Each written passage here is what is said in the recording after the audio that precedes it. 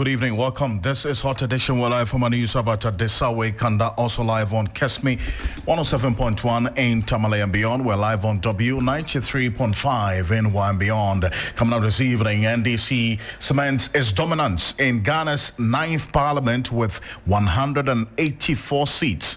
As Speaker Alban Sumana Kismo Bagben swears in their Blakema North Member of Parliament, Irama Oben, amid minority walkout. Stay with us. We've got details for you on this particular development in Parliament and what this means on their work and the balance of power in this 9th Parliament here on Hot Edition on 3FM 92.7. Also, shipping containers suspected to be filled with synthetic opioids is missing at the Tema ports as one suspected person, we understand, has been detained as we speak. Stay with us. We've got details for you on Hot Edition. Also, the Attorney General discontinues prosecution of former Finance Minister Dr. Kwabena Dufour and 7 others who were standing trial in connection with the alleged financial improprieties during Ghana's financial sector cleanup. All these plus the latest in business and sports for the next 1 hour here on Hot Edition on 3FM 92.7. We're also on Kesme 107.1 and on W93.5 in Wa and beyond. I am Alfred Ocansey. Let's settle for a summary of the news now. Christabel Success Travers here. In tonight's summary, the Attorney General's office has formally discontinued the prosecution of former Finance Minister Dr. Kwabena Dufour and 7 others who were standing trial in connection with alleged financial improprieties during Ghana's financial sector cleanup. In a press release issued today, Tuesday, July 22, the Deputy Attorney General, Dr. Justice Sermsai, announced that a nolle prosequi had been entered in the case titled The Republic vs. Kwabena Dufour and 7 others. Though the law does not require the Attorney General to explain the basis for such a decision, the statement noted that the move was made in the interest of transparency and public accountability. Also, the Minister for Education, Haruna Idrisu, has directed Get Fund to compile an inventory of all uncompleted educational projects across the country.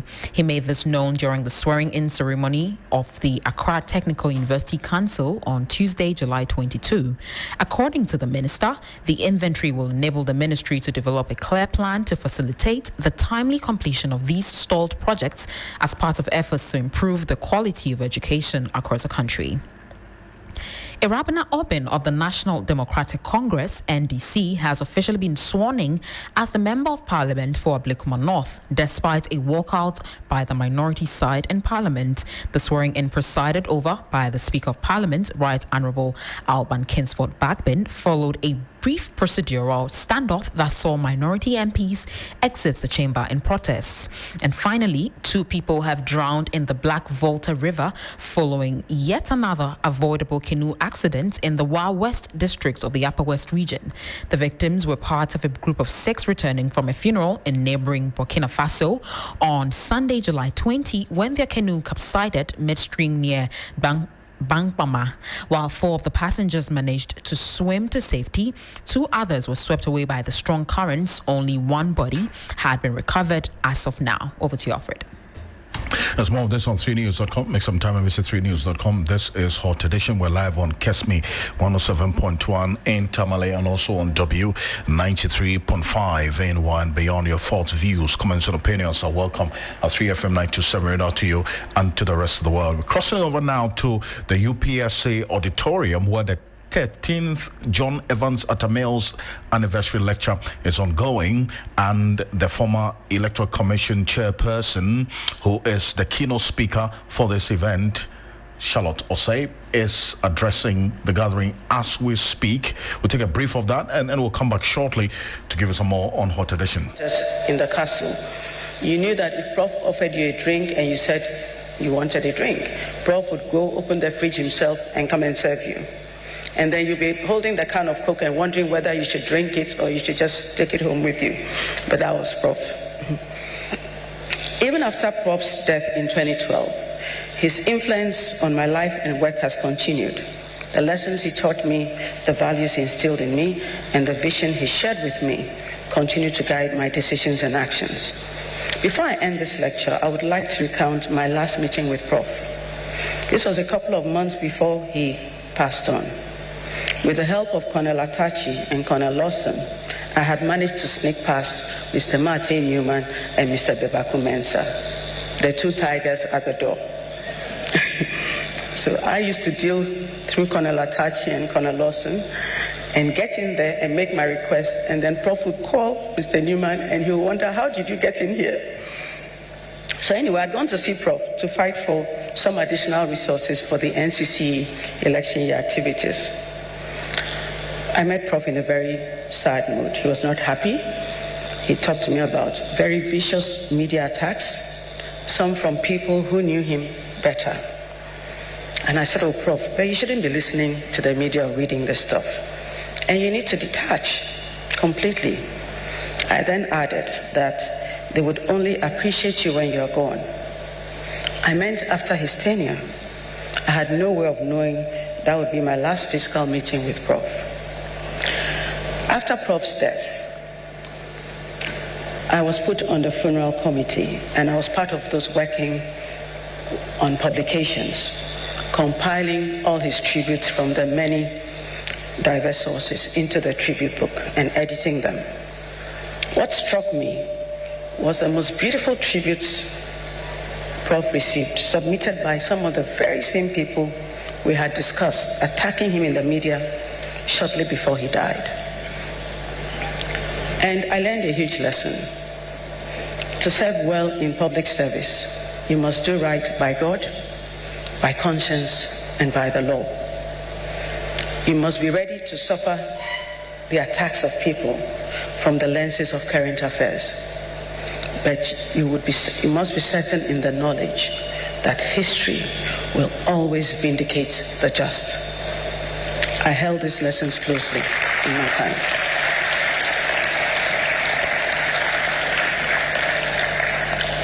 As I conclude these reflections on Professor John Evans Atta Mills, the man, the teacher, and the president, I am struck by the timeless relevance of his example. In a world that often seems to reward cynicism over idealism, self-interest over service, and division over unity, Professor Mills's life stands as a beacon of what is possible when leadership is rooted in character, guided by principle, and dedicated to the common good. One of the most remarkable aspects of Prof's life was its integration. Prof was not three different people, the man, the teacher, and the president, but one person whose character, values, and principles remained consistent across all roles and contexts. The humility that characterized him as a man informed his approach as a teacher and shaped his style as president. This integration is perhaps Prof's most important lesson for all of us, but especially for young people who are still forming their identities and choosing their paths. Prof showed us that it is possible to be authentic and consistent, to maintain one's principles while adapting to different roles and responsibilities.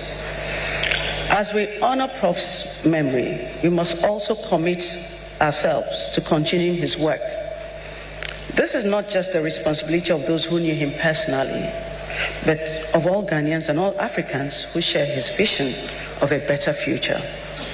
For young people, it is important to pursue excellence in your education and your work, to seek out mentors and to be willing to learn, to take advantage of opportunities to serve others, and commit yourself to building the kind of society that Professor Mills envisioned. For leaders at all levels, it is important that we invest in young people, that we create opportunities for their development and advancement, that we lead with integrity and humility, and to remember that leadership is ultimately about service, not privilege.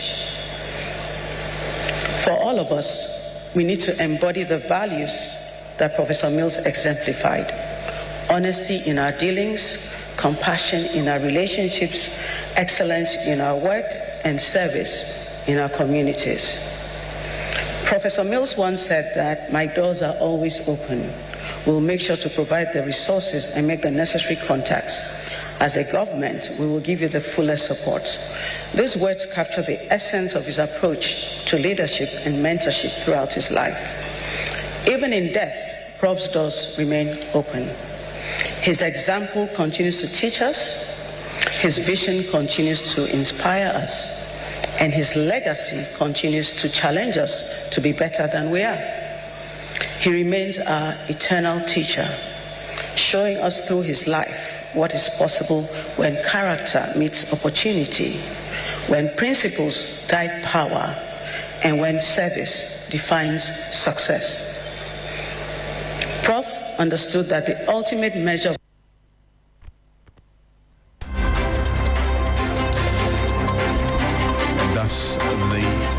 live coverage of the 13th John Evans Atta Mills Anniversary Commemorative Lecture, which has been addressed by the keynote speaker for this year, Madam Charlotte Osei, a former chairperson of the Electoral Commission. She is a member of the Constitutional Review Committee set up by the President, John Dramani Mahama, to engage stakeholders and Ghanaians on the proposals to review or amend portions of the Constitution. We've got details of these and more on 3news.com. Let's come back to some more issues here on Hot Edition on 3FM 92.7. We're also on Kesmi 107.1 in Tamale and on W93.5 in Wa and beyond. There's a lot that's been happening in Parliament and at the courts as well. But let's start off the journey in Parliament. Finally, Ablekuma North is represented in this 9th Parliament. Chrisabel? Yes, because Ghana's political landscape witnessed a pivotal moment today as the National Democratic Congress, NDC, officially secured a 2/3 majority in Parliament following the swearing in of Ablekuma North MP-elect Irabina Orbin. The development marks a significant consolidation of power for the governing party, fundamentally altering the balance of legislative authority in Ghana's 276-seat parliament. The road to this supermajority began with the contentious December 2024 general elections, where the Ablekuma North constituency results remain disputed due to allegations of electoral irregularities and procedural breaches during collation. After months of legal challenges and a High Court ruling ordering the completion of results collation, the Electoral Commission conducted a rerun in 19 polling stations on July 11, 2025. Orbin, representing the NDC, emerged victorious with 34,090 votes against the MPP's Ikuya Efriye 33,881 votes, which is a narrow margin of just 209 votes. With Orbin swearing in, the NDC now holds 184, exactly 2/3 of Parliament, alongside 4 independent MPs who have declared support for the party, while the opposition New Patriotic Party trails with 87 seats. On one other seat, which the opposition previously held, is now vacant following the demise of the MP for Akwitia, Ernest Yaokumi. The date for a by-election is yet to be determined. Here are excerpts of the swearing in during which the minority staged a walkout. I, Obin Arabina, having been elected a member of Parliament, do in the name of the Almighty God swear. That I will bear true faith and allegiance to the Republic of Ghana. That I will bear true faith and allegiance to the Republic of Ghana. As by law established. That I will uphold. Preserve. Protect. And defend the Constitution of the Republic of Ghana. And that I will faithfully. And conscientiously. Discharge the duties of a member of Parliament. So help me God.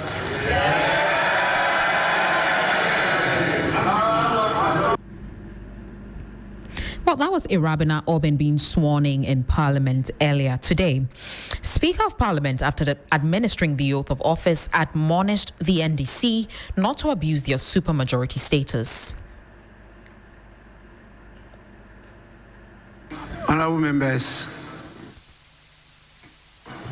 we have the lessons of the past, and I'm sure you all recall that the first parliament of the Fourth Republic had more than 2/3 majority in their house, coming from the same National Democratic Congress.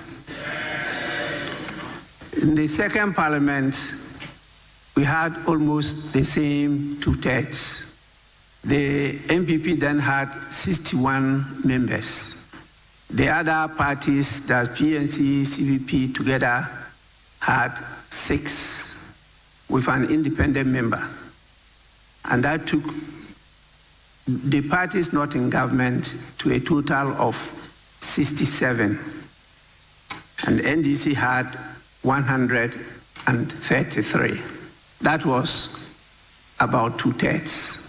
In 1994, the then President Jerry John Rawlings, called us to a meeting and told us, like what the majority leader just referred to, that we should not use the overwhelming majority to try to bully or stifle the minority from having their say on the floor of Parliament. You, when you are given this mandate, must act as the father and mother of the nation. So you must have the patience, you must have the tolerance to listen to the other side. I hope and pray that this exhortation from both presidents, His Excellency Jerry John Rawlings and His Excellency John Dramani Mahama, will be taken by you. We must allow our colleagues in the minority to have their say. Well, that's the Speaker, Right Honorable Alban Sumana Kingsford Bagman there. Let's stay a bit further on this matter. Dr. Rashid Dramani is the Director of the Africa Center for Parliamentary Affairs. Dr. Dramani, good evening. Thank you for joining us. Good evening, Alfred. And in the words of the Majority Leader, Mama Eriga, the NDC, indeed, for the first time in a very long time, has to text again in Parliament. And you heard the Speaker of Parliament just do a chronicle of those 2 parliaments that the NDC previously had the majority, that's the 2/3 in that parliament. Now, the fundamental question that the Speaker poses is whether or not this is going to inure to the benefit of democracy, looking at the balance of power. Now, that's what the late Jerry John Rawlings said in that admonition that the Speaker just recalled, that the majority should not use that 2/3 majority now to bully their other colleagues relevant now, looking at the scheme of things. Yes, indeed, Alfred. I mean, this is very, very relevant. I mean, across the world, in democracies where there are super majorities, if those majorities go unchecked, I mean, they become a danger to democracy itself. If those majorities go unchecked, we see a number of things that becomes risks to a country's democratic process. Constitutional overreach. We see lack of scrutiny and rubber stamping of parliamentary processes. We see a shrinking of the space for conversation. We see a minority that is not given the space to do its work. So while this is victory for the NDC, and they are, I think, celebrating that victory, it could be a sword that can cut both ways. And I think Ghanaians are hoping that whenever the sword is going to cut, it cuts in the way of improving our democracy, in the way of making sure that, the minority is not squeezed, in the way of making sure that, the numbers are used for the benefit of, this country. There are a number of for instance, constitutional provisions that are candidate for review, that with these numbers, I think the NDC could easily do that if they are not entrenched clauses. Ghanaians will be looking up to the NDC to use those numbers for things like that, rather than pursuing a partisan parochial interest. When the honorable member was being sworn in, I think the first few words were that she was going to uphold, work in the interest of Ghana and uphold the Constitution. That is what all our members of parliament are supposed to do. But often, you see them paying allegiance to some powerful president, some powerful party, and so on, and they forget the allegiance that they swore to this country and to the Constitution. So I'm just hoping that these numbers will be used as a force for good, so that our democracy would improve, rather than using it for pursuing parochial partisan interests. But really, if you look at the reality, Dr. Jaman, since the inception of this 9th Parliament, the NDC MPs, or the majority side of this 9th Parliament, which has the historic 2/3 now, has never had the full complement of their MPs on the floor of Parliament. In fact, yesterday, they struggled to pass this Mahama Cares bill, which is now, from what we are getting now, has been passed into law as we speak. That is today, the Ghana Medical Trust Fund bill. Yesterday, the majority side did not have enough numbers. In fact, the minority at some point had more numbers than them, even with this 184. So some would say that the fears may just be far-fetched based on the reality we're seeing now. Yeah, no, the fears are not far-fetched, Alfred. I think when it matters most, they will rally their members to come and vote, and they just need 138 to make decisions. So I think if there are critical bills before Parliament, they can marshal those numbers. So yes, quorum has always been a problem. We have seen that right from, I think, the early days of this Parliament. And some of us have had the occasion of saying that the minority looks more organized and more cohesive than the majority, despite their numbers. And I think that is what the visuals are telling us. But when it matters most, they will rally their troops and they can get a lot of things done. And when they do that, I think all we are saying is, they should do that in the interest of this country. I wrote a blog. If you go on our website, you would see what this shift means for our democracy, and particularly for journalists and for journalism. I was addressing the Parliamentary Press Corps just a few days ago, and I was saying that, they are the last bastion. That is you people. Because the minority can always just have a say, but the heads will be counted. And, when the heads are counted, the NDC is always going to have the day. But I think we need journalists to do their watchdog work in concert with civil society, as we saw just 2 days ago with the withdrawal of that bill. The scholarship bill that was before Parliament. So, yes, they would not have the numbers, routinely, but when it matters most, Alfred, just trust me, they can pull everybody into the house, and if they want to do mischief, they can use those numbers for mischief, and I hope they don't. And we'll see how the coming days will look like on this. I thank you so much, Dr. Rashidawan. Thank you for joining us.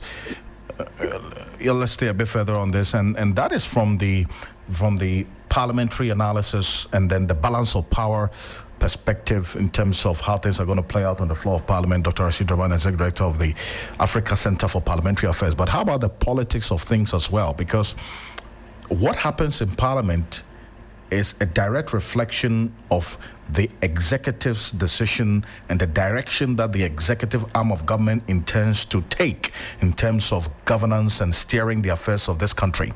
And this is why I bring in Dr. Jonathan Asantewotri. He's a political analyst and a senior lecturer at the University of Cape Coast Political Science Department. Thank you so much for joining us.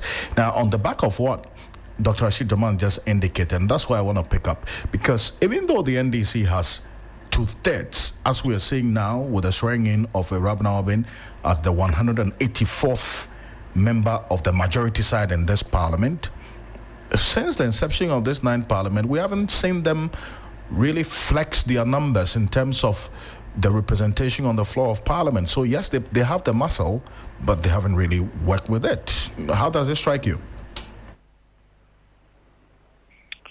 Well, it's quite interesting. I don't want to believe, good evening to your listeners and to your good self. And a little point of correction, not the political science department, it's rather the classes and philosophy department. Now, a point ought to be made that there is that temptation when you have such an overwhelming number in parliament to think that, oh, if I'm not there, this person will be there. If this one is not the most, then we'll have the majority to always, ensure that we get things through. Be that as it may, I foresee the NDC majority, or to tell majority in Parliament, rather using their numbers to the advantage of the ordinary Ghanaian.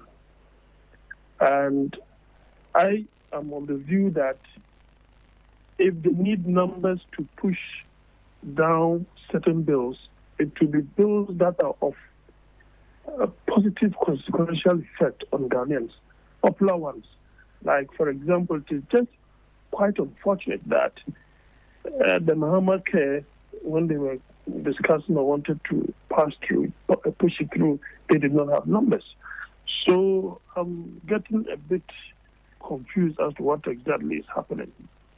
I don't also want to believe that some individual members of parliament are disgruntled or apathetic towards the executive arm of government, for which reason, they may want to embarrass the executive arm of government, i.e. the president and his team. Besides, they are all part of the same team. And so I think that it is early days yet. If you look at the position of the president, I do not see in him someone who will want to, push down the throat of everyone on popular bills. That being said, the NDC in not too long distant future will be in transition. Now, they will have to manage the transition very well. Other than that, they could be faced with some kind of internal bickering, and that may not augur well for them when Mr. Mahama is about to hand over to the new leader.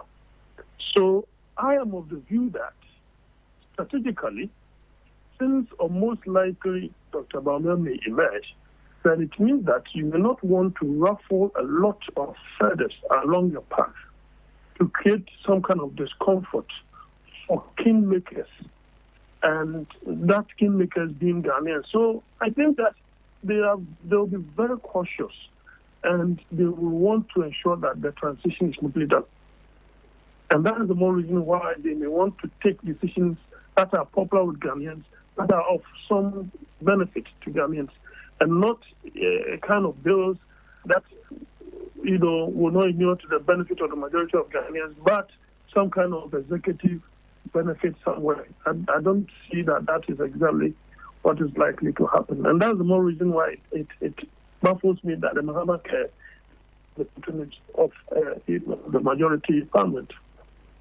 And I do thank you. Maybe just a brief one before we go. Is there any indication of as it were, what Dr. Rashid Draman has said, when it matters most, galvanizing the numbers and pushing certain things through? Have you seen any indication of that kind of posturing from this majority of this 9th parliament? That when it matters?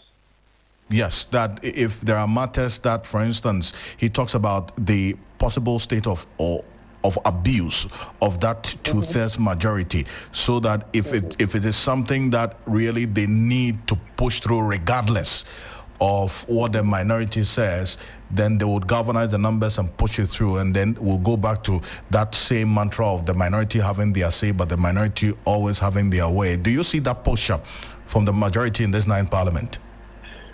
Well, I doubt a little. If you follow the analysis, the trail of my analysis, or the trajectory of my analysis, you believe that I am thinking a bit differently. Whichever way you look at it, the majority will always have their way. But I think this is a kind of majority that are very cautious, because they know where they came from and they would just easily let it go. So they really want to do right by Ghanaians. Now, if you want to push through something, I think that they will only push through something that is more popular with Ghanaians. Because, for example, that's medical, whatever, I've forgotten the name of the bill, but they call it Mahama Care. It's supposed to be something that is going to be beneficiary to the old, the aged, and virtually look at the kind of ailments that they are talking about. But these are diseases that, you may have to live with it till probably you die. And so such a popular thing, I expect that there shouldn't be any controversy about it. But even when it gets to a bill that is controversial, definitely they will marshal the people and they'll go ahead and approve it. But that being said, whether they'll go back to that, lackluster kind of presence in Parliament, well, it may be too speculative, to hazard a guess. I hope that as this subject matter has come up in the media, they may have to turn a new leaf and ensure that the majority that Ghanaians are giving them, they use it to the benefit of the majority of us. And I do appreciate your thoughts on this. Thank you so much for joining us. And Dr. Jonathan Asantiochi is a senior lecturer at the University of Cape Coast, joining us there. So live here on Hot Edition. Let's go on to some more stories. As there's something happening at the Attorney General's office, there's a statement which has been issued not too long ago regarding Dr. Kwabena Duffuor and 7 others who were standing trial in connection with the alleged financial improprieties during Ghana's financial sector cleanup. What do we know? Yes, I'm going to read the full statement right now, and it says, Nolle Prosequi, the Republic versus Kwabena Duffuor and 7 others, CR 0248-2020. The Honorable Attorney General has today entered a Nolle Prosequi in the case of the Republic versus Kwabena Duffuor and 7 others. While the exercise of this prosecutorial discretion requires no explanation under law, the Attorney General, in the spirit of accountability and transparency, considers it appropriate to provide the public with the rationale behind this decision, and is enumerated as follows. 1. As may be recalled, the Republic versus Kwabena Duffuor and 7 others case formed part of a broader set of prosecutions arising out of the financial sector cleanup exercise, which the state has been undertaking since the year 2018. Now, secondly, the central objective of these prosecutions has been to A, ensure accountability for public funds, and more importantly, B, recover losses occasioned to the state through various alleged acts of financial impropriety.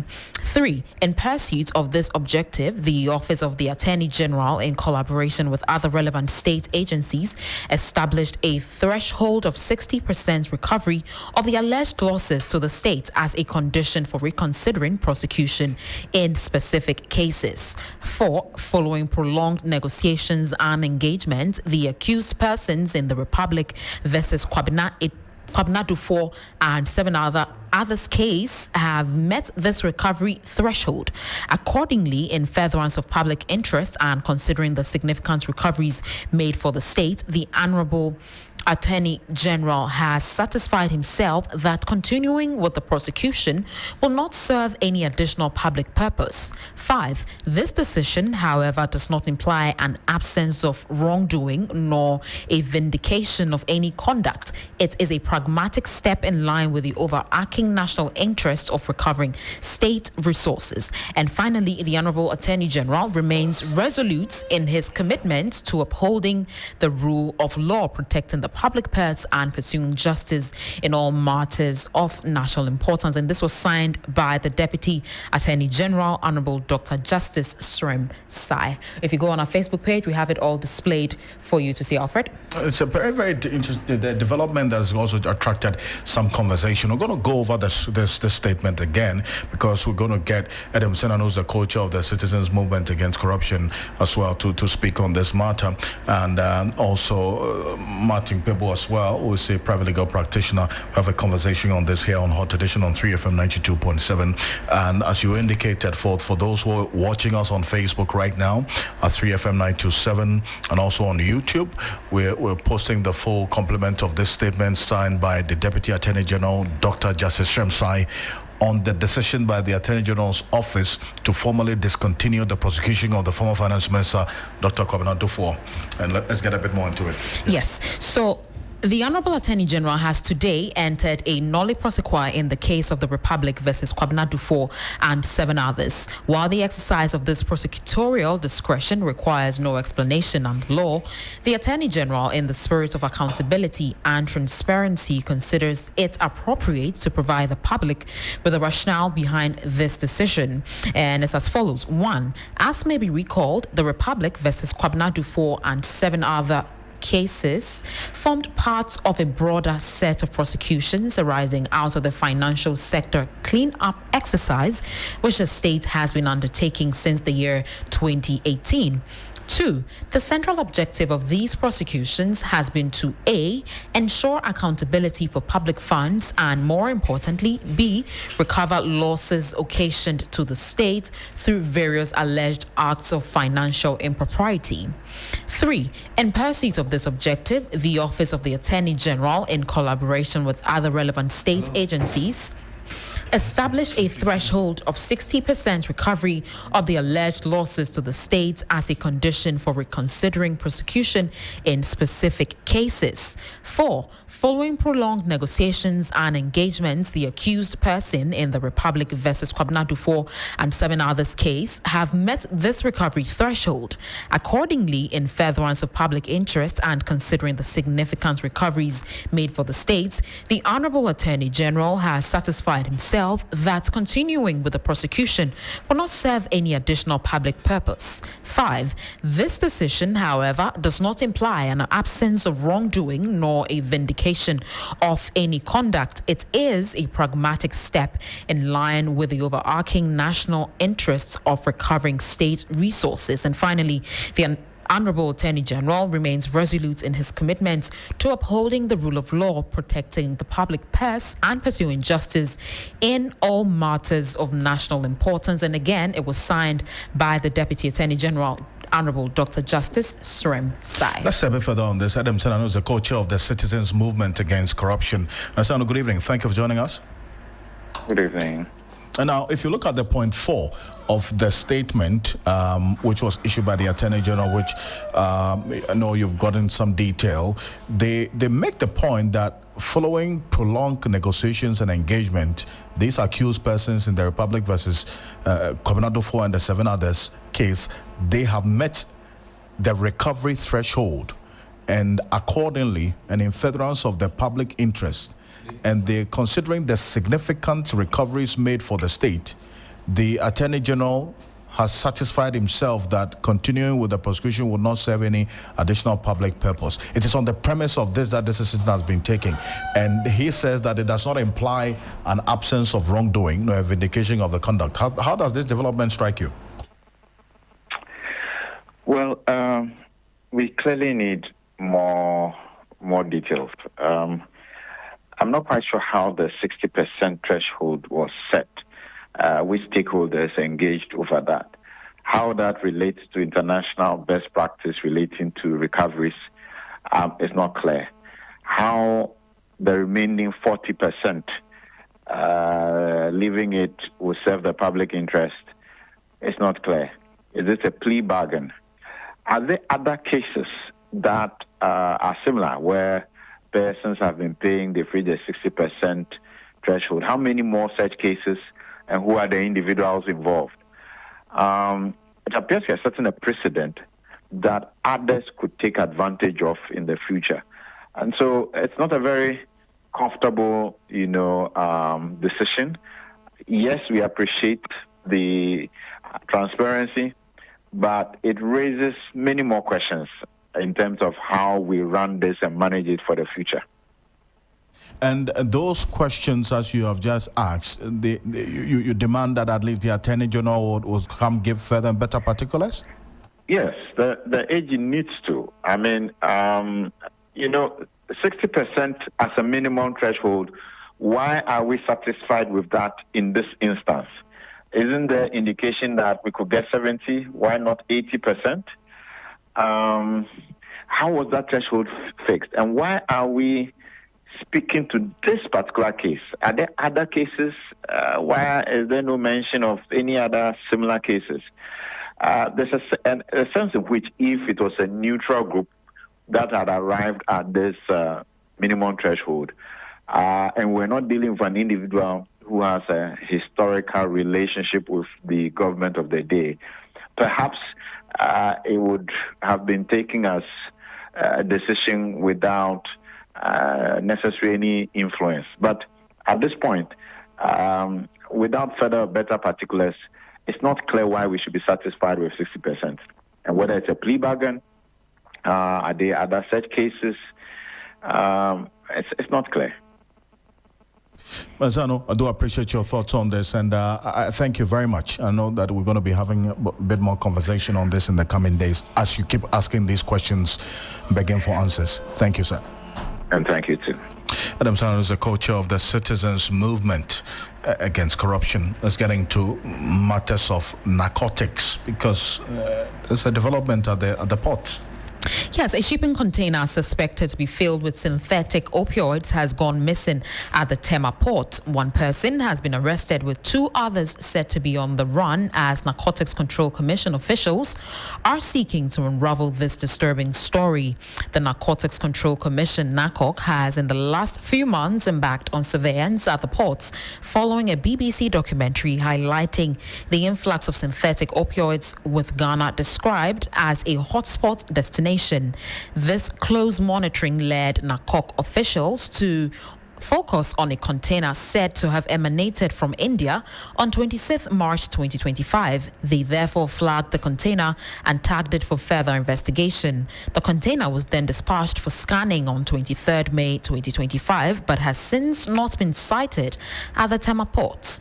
A new probe led to the arrest of the said suspect, who is alleged to have submitted the declaration in the e-customs system on behalf of Sabadat S&D Enterprise. Investigators say he admitted to acting as the declarant for the company and confirmed that he entered the consignments into the e-customs system.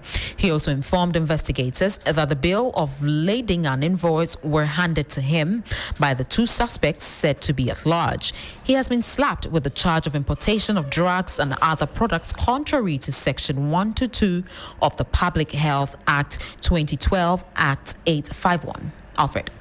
It's alive here on Hot Edition on 3FM 92.7. We're also on Kesme 107.1 in Tamale. We're live on W 93.5 in Wa and beyond. Your thoughts, views, comments, and opinions are welcome.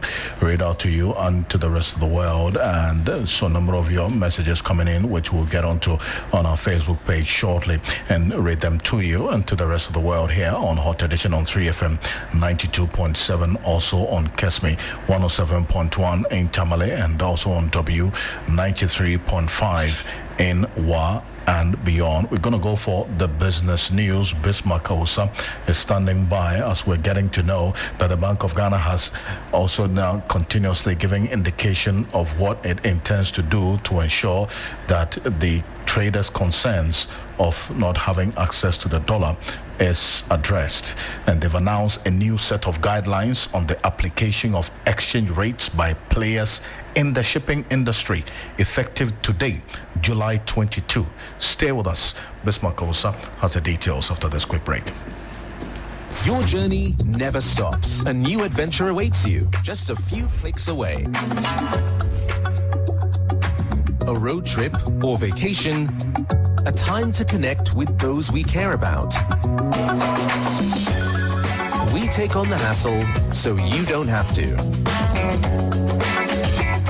We are here to give you the freedom to go places.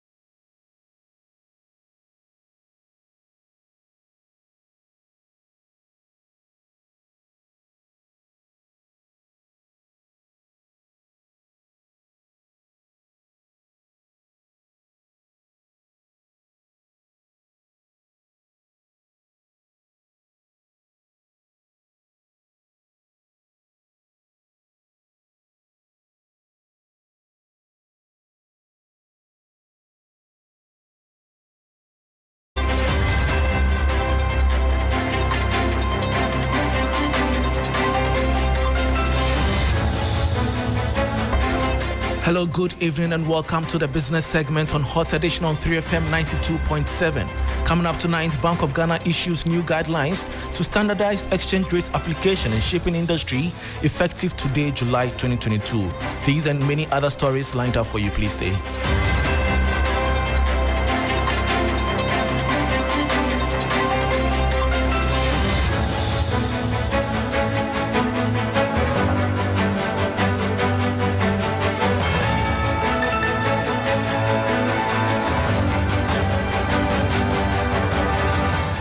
I am Bismarck Ausa. Let's settle now for the details. The Bank of Ghana has issued fresh directives to regulate how shipping companies operating in Ghana apply exchange rates in billing for services. The move, which follows stakeholder consultations, is aimed at ensuring greater transparency and protecting importers and other port users from arbitrary pricing practices. The following 3 Business News Desk report has details.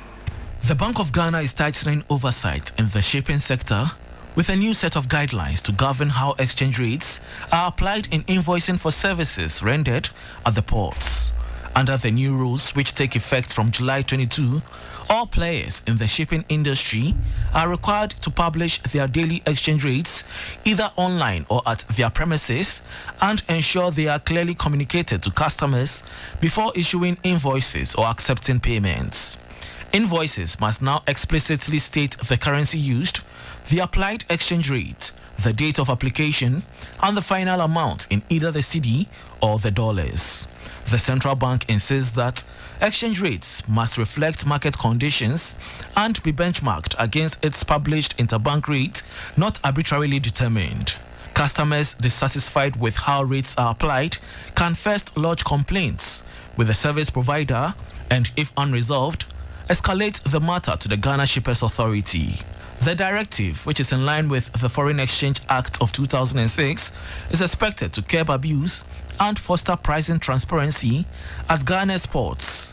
Industry players who fail to comply risk facing administrative sanctions. And that was a 3 Business News Desk report. Moving on, economist and director of the Institute of Statistical, Social and Economic Research, ISE, Professor Peter Kote, is advocating for a marginal reduction in the Bank of Ghana's policy rates, currently pegged at 28%. His call comes on the back of a sustained decline in headline inflation, which dropped for the 6th consecutive month to 13.7% in June 2025, down from 23.8% in December last year. Professor Kote argues that the the disinflation trend and the re-anchoring of inflation expectations present room for moderate monetary easing to support private sector credit growth. The Central Bank's Monetary Policy Committee is expected to announce its next rate decision on Wednesday, July 30, after its regular 3-day meeting starting Monday, July 28. I think a marginal reduction, a gradual reduction, in my view, is acceptable in the sense that if you look at the inflation rate and you look at the policy rates, the gap is just too wide, and we need to drive down interest rate. Interest rates are so high for any business to be profitable. I think the indicators are good. So when they are good, certainly maybe a 1% or 2 percentage point, in other words, 100 to 200 basis points reduction will be good for now. That has ripple effects. When you reduce the policy rate, it's likely to lead to a reduction in the levy rate.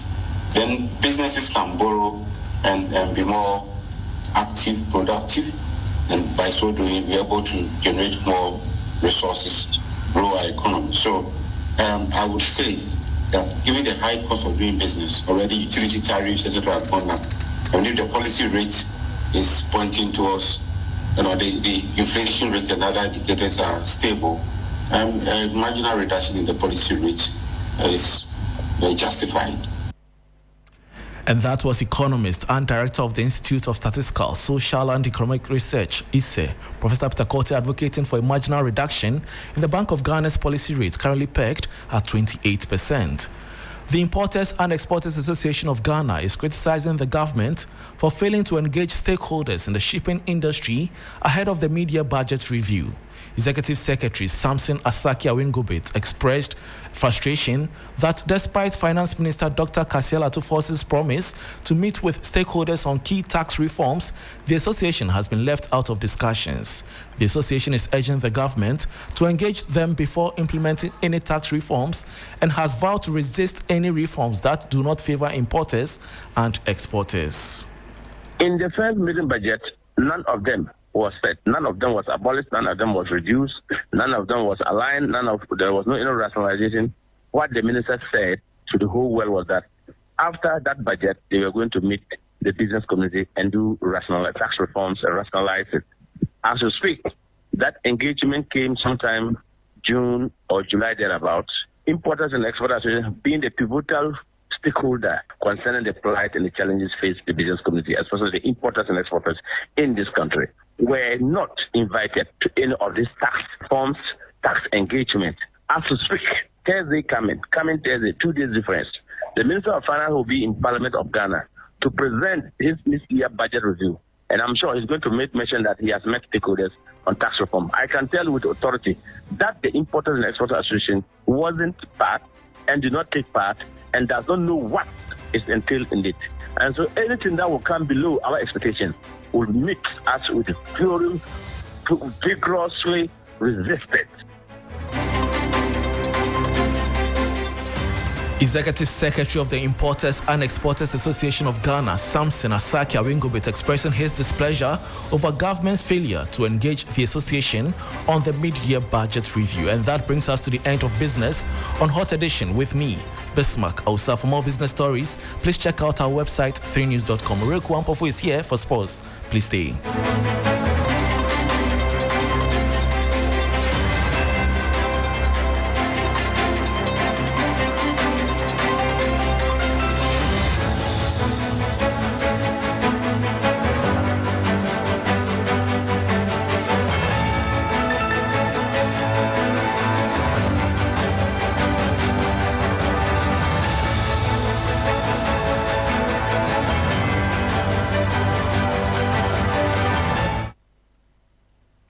Hello, good evening and welcome to the sports segment here on Hot Edition on CFM 92.7. We start off from Morocco where there's action tonight and currently ongoing with regards to the Women's Africa Cup of Nations.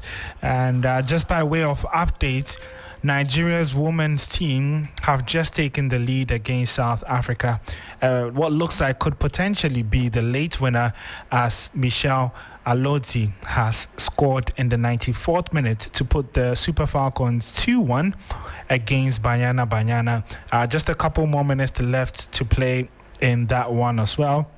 It was Nigeria who raced into the lead in the first half through a penalty by Rashidat Ajibade. However, South Africa responded just 15 minutes after the halftime break after Motlato converted her penalty. But it's Nigeria who look like they are well on their way to the final with just a few seconds left to play in that semi-final. However, Ghanaians will be more concerned about the match that kicks off in just about an hour's time because the Black Queens will be facing the host nation, Morocco, and my colleague Akosia J is currently in Rabat station for the game and reports on what to expect. It all comes down to tonight when the Black Queens of Ghana take on the Atlas Lionesses of Morocco at the Olympic Stadium, a stadium that has become a fortress for the Moroccan national team.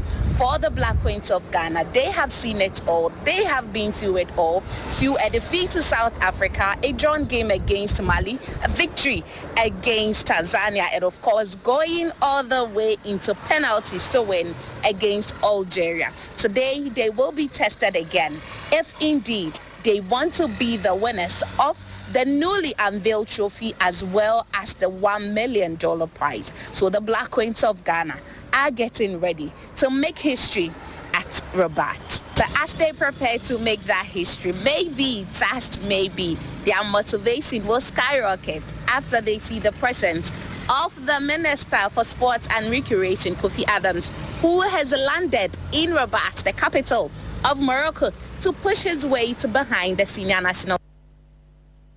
And so it looks as if expectation is really high, and the Black Queens will be surrounded by some dignitaries in Rabat when they do face Morocco in just about an hour's time. There'll be live commentary on TFM 92.7. However, still on the Black Queens, we stepped out to the streets of Accra just to find out how confident Ghanaians are ahead of this crunch fixture. You know, they've gotten where the men haven't gotten to. So we are really praying that, you know, they win against Morocco. I mean, we love Morocco too. You know, we are all one continent, but Black Queens should shine for Ghana. Oh, I wish they should play well, and I wish them very good luck. I hope they get to the finals, and I hope they beat Morocco. We will support them, and we will pray for them so that we will win, so that we will collect the cup, so that Ghana will be happy. Yes, I think they can win by 2 close to 1. Omo ahoɔden ɛwɔ soro. Ntimide ntina na ma hye saa jersey. Nu sɛ na ebedi nkunim ama Ghana. But I just watched a recent match which was a bit shaky. I think they have to work on their defense a lot because the people they're going to play with are very smart than them. So I think if they can, I'm sure they can go to the finals. Actually, today we are all praying for the best for the Black Queens, and we have hope in them that they can do better today. And you know, we are looking for. So Ghanaians sounding very optimistic ahead of the semi-final match between the Black Queens and then Morocco in that as well. Just by way of update before we also wrap up, the match between Nigeria and South Africa is still 2-1. But has entered the 102nd minute. It was initially 6 minutes added on, but it looks as if that has been extended. You can get updates of that on our social media handles at 3 Sports. My name is Oreko Ampofo.